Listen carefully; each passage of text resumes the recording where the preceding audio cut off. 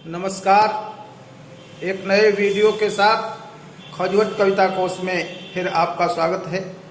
यदि अभी तक आपने हमारे चैनल को सब्सक्राइब नहीं किया है तो यथाशीघ्र सब्सक्राइब करने का कष्ट करें ताकि आगे आने वाले वीडियो आपको आसानी से उपलब्ध हो सकें। इस वीडियो में यूपी बोर्ड की इंटरमीडिएट कक्षा में निर्धारित राष्ट्रकवि रामधारी सिंह दिनकर कृत अभिनव मनुष्य शीर्षक कविता की सरल व्याख्या प्रस्तुत की गई है। देखें। है बहुत बरसी धरित्री पर अमृत की धार, पर नहीं अब तक सुशीतल हो सका संसार। भोग लिप्सा आज भी लहरा रही उद्दाम, बह रही असहाय नर की भावना निष्काम। भीष्म हो अथवा युधिष्ठिर या कि हूँ भगवान, बुद्ध हूँ या कि अशोक गांधी हूँ कि ईसु महान। सिर झुका सबको सभी को श्रेष्ठ निज से मान, मात्रवाचिक ही उन्हें देता हुआ सम्मान। दग्ध कर पर को स्वयं भी भोगता दुखदा, जा रहा मानव चला अब भी पुरानी राह। धरित्री कहते हैं धरती को। भोग लिप्सा भोगों को भोगने की इच्छा। उद्दाम माने प्रचंड, निष्काम माने निसफल, वाचिक माने मौखिक, राह माने मार्ग रास्ता, दग्ध कर माने जला करके यानी पीड़ा पहुंचा करके, पर को माने दूसरों। प्रस्तुत अवतरण में दिनकर जी कह रहे हैं कि आज का मानव भी पहले की तरह ही असभ्यता का प्रदर्शन करते हुए भोग की अपार लिप्सा के साथ उसी पुरानी राह पर चला जा रहा है। व्याख्या। है बहुत बरसी धरित्री पर अमृत की धार। कहते हैं कि अब तक इस धरती पर अमृत की धार, उपदेश रूपी अमृत की बहुत धार बरस चुकी है, लेकिन पर नहीं अब तक सुशीतल हो सका संसार। आज भी यह संसार शीतल नहीं हो पाया है, अर्थात शांत नहीं हो पाया है। इस धरती पर अब तक उपदेश रूपी अमृत की बहुत बरसात हो चुकी, लेकिन आज भी यह संसार शीतल नहीं हो पाया है, यानी शांत नहीं हो पाया है। आज भी इस पर अशांति फैली हुई है। आज भी ईर्ष्या, द्वेष, छल कपट, घृणा, द्वेष, धोखा की आग में यह संसार जल रहा है और अशांत बना हुआ है। भोग लिप्सा आज भी लहरा रही उद्दाम, बह रही असहाय नर की भावना निष्काम।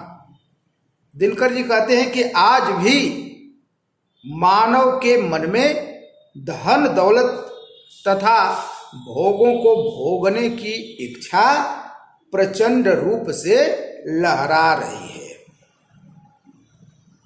अर्थात आज भी मानव पशु प्रवृत्ति का त्याग नहीं कर पाया है, जिसका परिणाम है कि आज भी ढेर सारे लोग असहाय पड़े हुए हैं, जिनकी कोई भी कामना फलीभूत नहीं होती और पूरी जिंदगी भरपेट रोटी के लिए भी तरसते रह जाते हैं।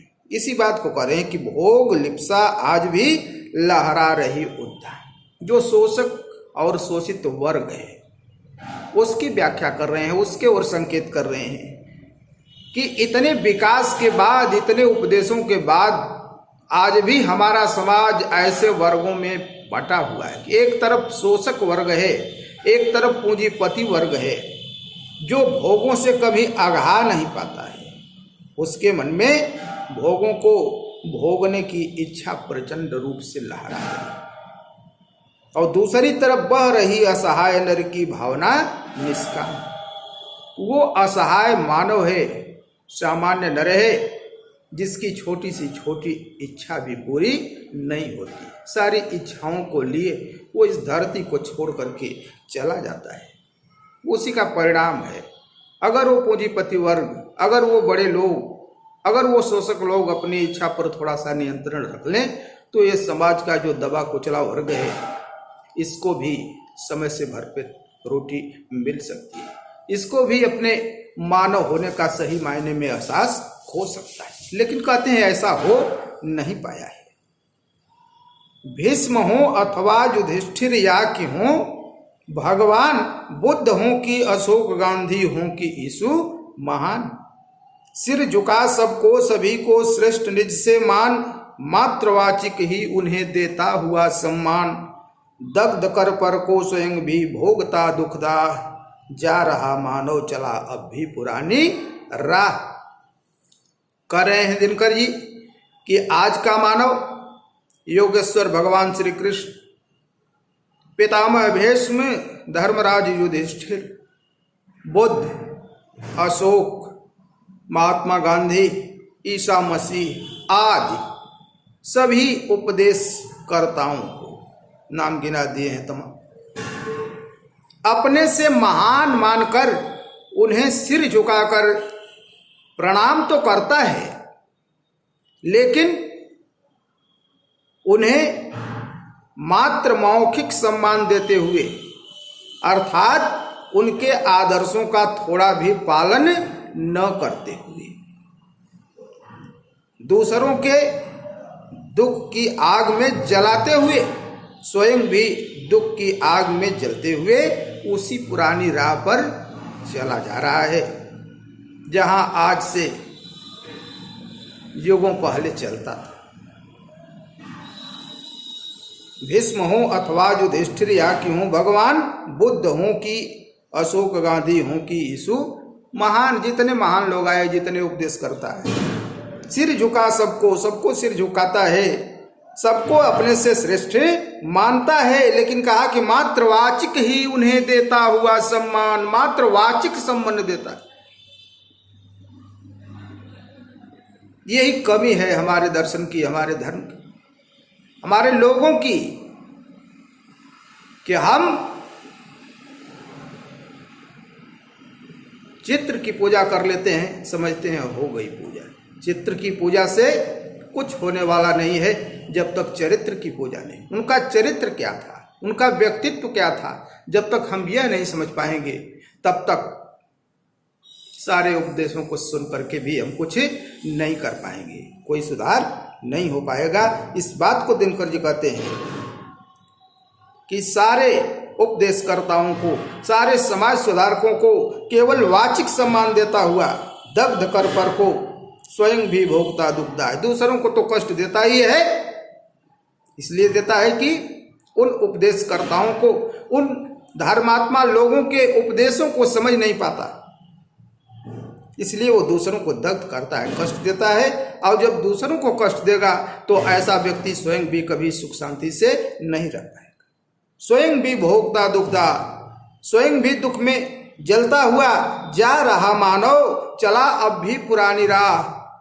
ये मानव आज भी उसी पुरानी राह पर बढ़ रहा है।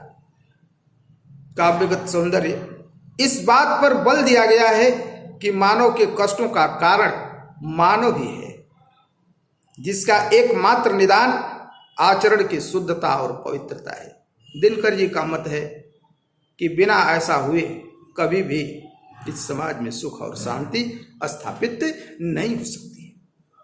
भाषा साहित्यिक खड़ी बोली है, शैली वर्णनात्मक है, शब्द शक्ति लक्षणा और अभिधा है, गुण ओज और प्रसाद, रस शांत है, छंद स्वच्छंद है, छंदमुक्त, अलंकार